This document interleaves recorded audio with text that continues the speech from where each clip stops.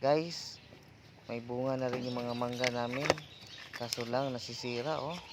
Kinakain kasi ng mga insekto, lalo na yung mga fruit bees.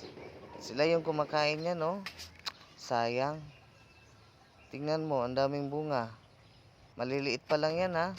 May nakita kasi akong videos kung paano puksain yung mga insekto na yan. So, hindi tayo gagamit ng mga chemical na spray natin doon sa mga bunga kasi nga hindi natin alam kung gaano ba yun ka-safe. So, prepare ko muna guys ha, yung mga gamit.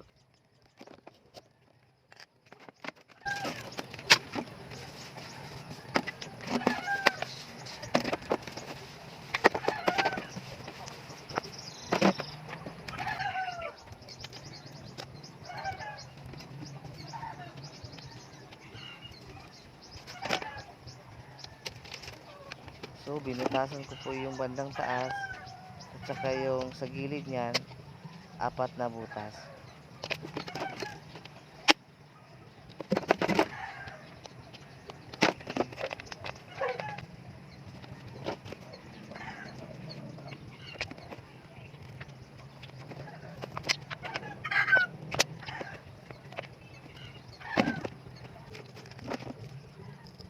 Kinabit ko na po yung lubid tsaka yung yunel dun sa may cover niya para gawin nating pangsabit.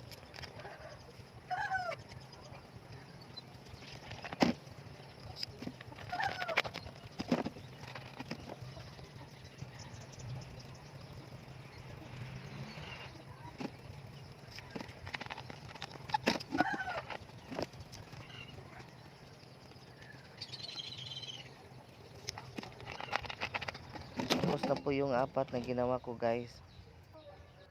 Ito naman yung ingredients na haluin natin. Suka na natural, galing nyog, tsaka Joy, dishwashing. Depende, 2 sachet or isa lang ba? Depende sa inyo yan. Tsaka asukal. Pag halu-haluin na po lahat yan,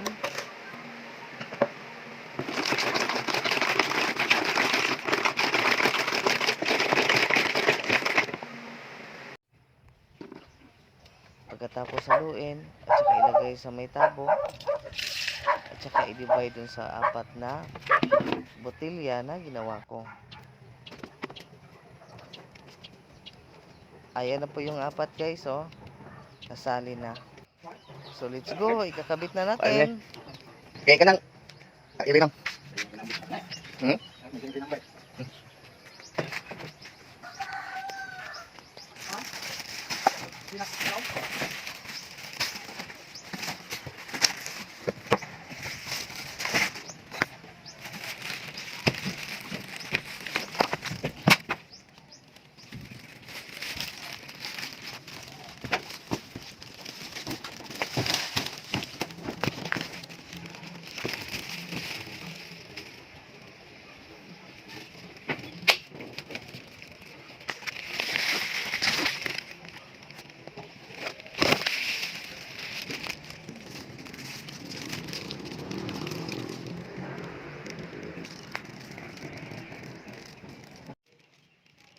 At nakabit na po natin yung 4 na botilya doon sa may mangga.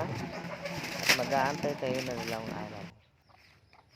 So guys, after 2 days, excited si Boss Amo kung anong meron doon. Sana may makita tayong mga insekto.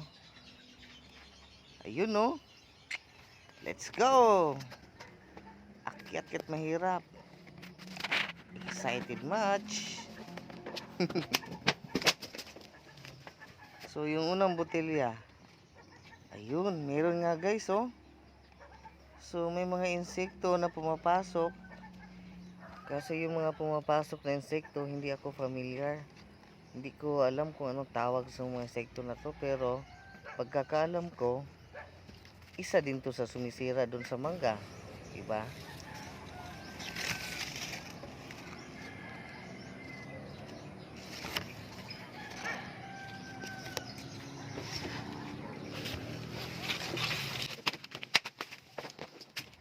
Tingnan naman natin yung pangalawa oh.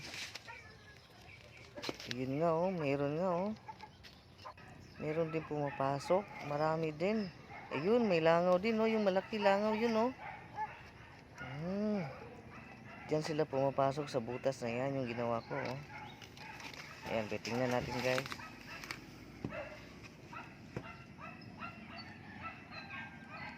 Yun nga, langaw nga. Hindi nga malinaw sa video, oh. Pero langaw din yan, guys. Ayan. Dahil siguro sa amoy ng suka. Yung natural na suka, ha, guys, ang ilagay nyo. Ayun, oh, langaw nga, oh. Ayan, ang laki.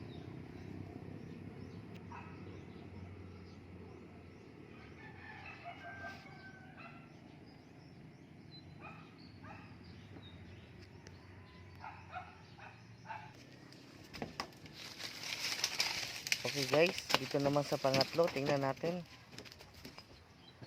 Ayan. Ayun, may butiki pa, oh. Ba't kaya nakapasok yan dyan? Pati butiki yan dyan. Grabe, oh.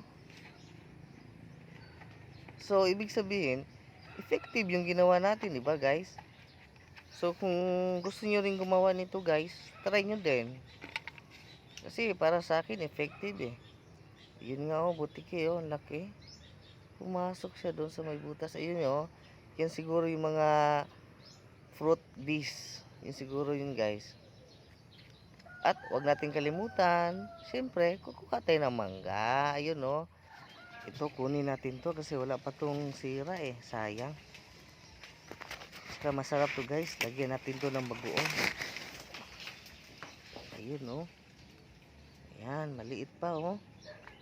Pero okay na to. Thank you, guys. Thanks for watching. Thumbs up.